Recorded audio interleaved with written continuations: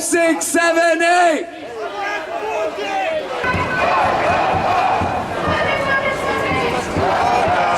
Alliance drawn into US wars in I'd like to say good afternoon, everybody. I can't hear a word. I said good afternoon, everybody. That's better. Thank you very much indeed. I want to tell you about two old chaps you've never heard of, but they're quite an inspiration to me. And one of them was the Dean of St Albans Abbey in 1945, Cuthbert Thickness.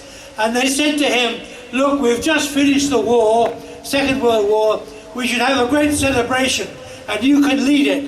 And Cuthbert Thickness said, I will not celebrate a war which ended with two massacres, Nagasaki and Hiroshima. And he refused to take any part in it. A very brave man at that time. Give him a clap, he jolly well deserves it. And the other one I'd like to mention that you've probably never heard of is a Russian. And he was a senior officer, I think a lieutenant colonel in the Russian army. And he was a forward watcher in a bunker in 1983. And they came to him and they said, the West has just fired some rockets at the Soviet Union, fired some rockets. And he said, well, I'll wait till I see some rockets. And they kept coming to him and saying, the rockets are on the way, the rockets are on the way. And it turned out that there were no rockets at all.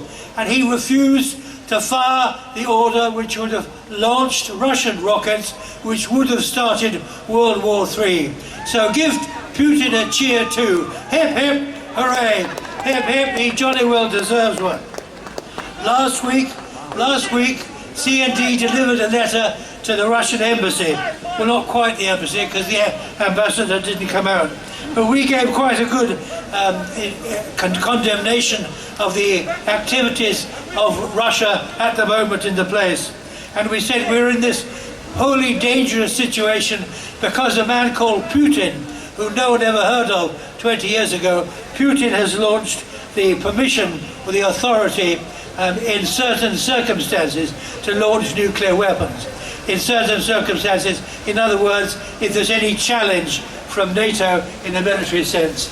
I'm not here to defend NATO. I don't think military blocs have got anything to do with this world. They shouldn't be here. But the two military blocs together are a very dangerous mix indeed. There's lots of things we can do. One is redouble our efforts to get rid of all nuclear weapons. We now have a treaty which is legally in force, abolishing nuclear weapons, but it hasn't been ratified by enough states so far. We're having a meeting, this country is having a meeting, we haven't signed yet, having a meeting next summer, somewhere in Austria, I think, and I think that we should make every effort to make sure that Britain joins in. We are wasting money by the million on nuclear weapons, where we could be spending it on hospitals, education, public transport, and all those things. And we're not. We're wasting it because we want to show off. And that's all we're doing, is simply showing off. So lots of things we should be doing. We should, a better United Nations. When the United Nations started in 1945, the preamble to the Charter, which came out in April, it said that we are here to prevent the scourge of war. That's what the United Nations was about, the scourge of war. Well, it's tried in lots of ways, in medicine, health, education, transport, all sorts of things. The United Nations has done quite well. But in war it has failed, partly because we agreed to put in the Charter a little phrase which said that if you're one of the permanent members of the Security Council, your veto is enough to stop any agreement. Your veto. And that's exactly what we've been doing ever since, stopping with veto. We've got to change the United Nations upside down. And we've got to stop doing what we do every summer here, and that is down in the Docklands. We have a great arms sales festival. Arms sales, people come along from all over the world. And we cooperate in every way with it. In fact, not long ago, we sent a whole shiploads and shiploads of bombs out to Saudi Arabia so they could use them on the Yemen. and you've seen pictures of the Yemen completely flattened by our bombs sold commercially. There are lots of things to be doing, and we've got to make the Russian people aware that this is Putin's war, it's not their war. And thank God, I congratulate the immense courage of people in the Soviet Union who've taken to challenging Putin's rule. I think they should have a great clap as well.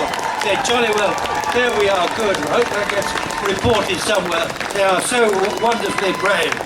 And last thing I think we could do, we could help refugees everywhere, not just refugees from Ukraine, but from all over the world.